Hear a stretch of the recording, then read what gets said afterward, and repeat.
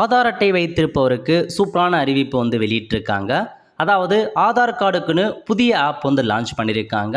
இந்த புதிய ஆப்பை எப்படி யூஸ் பண்ணுறது, என்னமான ஃபெசிலிட்டி கொடுத்துருக்காங்க, அதை பற்றி இப்போ நம்ம ஒன் பை ஒன்னாக வந்து பார்க்கலாம். ஃபஸ்ட் இந்த புதிய ஆப்பை இன்ஸ்டால் பண்ணிக்கோங்க. ப்ளே ஸ்டோரில் போயிட்டு இதுதாங்க உங்களுக்கான புதிய ஆப் லான்ச் பண்ணியிருக்காங்க. இல்லை கீழே கொடுத்துருக்காங்க பாருங்கள், ஸ்கிப் இன்ட்ரொடக்ஷன் அண்ட் ரெஜிஸ்டர்னு அந்த ஆப்ஷன் நீங்கள் கிளிக் பண்ணீங்க அப்படின்னா இதில் போயிட்டு உங்களுக்கான அக்கௌண்ட் க்ரியேட் பண்ணுற மாதிரி இருக்கும். I am ready with my Aadhaar அந்த ஆப்ஷன் நீங்கள் கிளிக் பண்ணீங்க அப்படின்னா உங்களுடைய 12 டிஜிட்கான ஆதார் கார்டு நம்பரை கேட்கும். அதை என்ட்ரு பண்ணிவிட்டு கண்டினியூ அப்படின்ற ஆப்ஷன் நீங்கள் வந்து கிளிக் பண்ணிக்கோங்க. நெக்ஸ்ட் இந்த மாதிரி டேர்ம்ஸ் அண்ட் கண்டிஷன்ஸ் கேட்கும். அதை கிளிக் பண்ணிவிட்டு ப்ரொசீட் அப்படின்ற ஆப்ஷன் நீங்கள் வந்து கிளிக் பண்ணிக்கோங்க. அதுக்கப்புறம் 2 ஆப்ஷன்ஸ் கொடுத்துருக்காங்க. ஒன்று ஆதாரில் பதிவு பண்ணியிருக்க மொபைல் நம்பருக்கு ஓடிபி போகணுமா அல்லது வேறு மொபைல் நம்பரான்னு கேட்டிருப்பாங்க. ஸோ ஏதாச்சும் ஒரு ஆப்ஷன் நீங்கள் கிளிக் பண்ணிவிட்டு கீழே ஒரு செக் பாக்ஸ் கொடுத்துருக்காங்க பாருங்கள், அதை டிக் பண்ணிவிட்டு எக்ஸ் கொடுத்தீங்க அப்படின்னா ஸோ உங்கள் மொபைல் நம்பர் எந்த சிம்மில் இருக்கோ அதை கிளிக் பண்ணிக்கோங்க. கிளிக் பண்ணிட்டு எஸ் கொடுத்தீங்க அப்படின்னா இந்த மாதிரி வந்து பார்த்தா வெரிஃபிகேஷன்லாம் வந்து போகும், எஸ்எம்எஸ் போகும். ஆட்டோமேட்டிக்காக வந்து பார்த்தா சென்ட் கொடுத்தீங்க அப்படின்னா உங்களுக்கான மொபைல் நம்பர் வெரிஃபை ஆகிட்டு அடுத்த கட்டமாக நீங்கள் ஃபேஸ் ஆதென்டிகேஷன் வந்து பண்ணுற மாரி இருக்கும். ஃபேஸ் ஆதென்டிகேஷன் பண்ணுறதுக்கு உங்கள் மொபைலில் ஆதார் அந்த ஆர்டி ஆப் இன்ஸ்டால் பண்ணிக்கோங்க.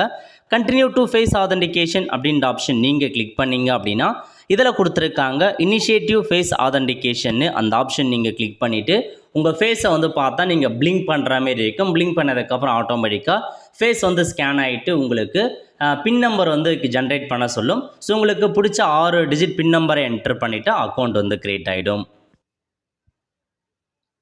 இப்போ உங்களுக்கான ஆப் வந்து பார்த்தா ஓப்பன் ஆகிடுச்சு. இல்லை மேலே ஒரு QR கோடு கொடுத்துருக்காங்க.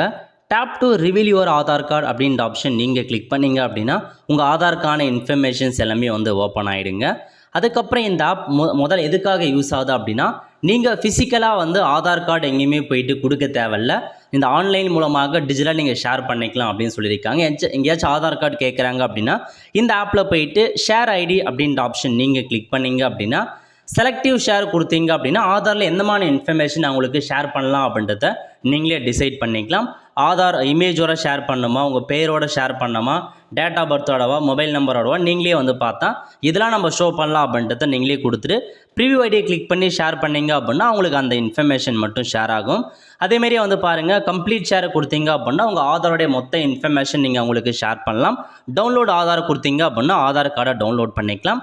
ஸ்கேன் கியூஆர்னு இருக்குது பாருங்கள், எங்கேயாச்சும் ஆதார் கார்டை நீங்கள் வந்து கேட்குறாங்க அப்படின்னா அந்த ஸ்கேன் கியூஆரை கொடுத்து நீங்கள் ஸ்கேன் பண்ணி ஆதார் இன்ஃபர்மேஷன் ஷேர் பண்ணலாம். அவ்வளோதாங்க இதில் கொடுத்துருக்க மொத்த இன்ஃபர்மேஷன். இந்த ஆப் பயன்படுத்தி எப்படி இருக்குன்றதை மறக்காமல் கமெண்ட் பாக்ஸில் தெரியும்.